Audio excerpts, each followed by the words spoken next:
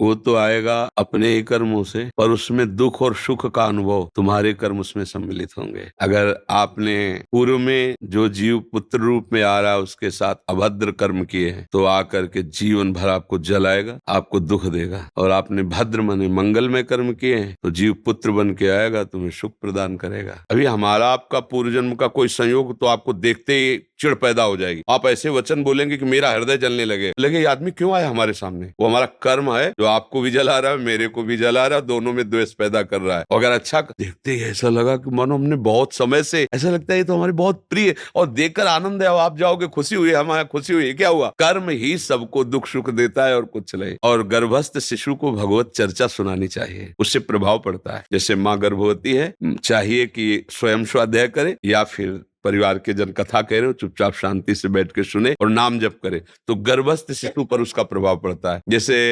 अभिमन्यु जी गर्भ में ही थे, चक्रव्यूह का भेदन की क्रिया बताई, तो 6 द्वार भेदने की क्रिया तक वो जगती रही, 7वें में सो गई। तो फिर वो मतलब गर्भस्थ शिशु पर बाहरी चर्चा का प्रभाव पड़ता है, बाहरी आचरण का प्रभाव पड़ता है। यदि हम नाम कीर्तन, भगवत चर्चा, भगवत कथा वार्ता, उसमें भक्ति का अंकुरण हो जाएगा, गर्भस्थ शिशु में उसका प्रभाव पड़ जाएगा।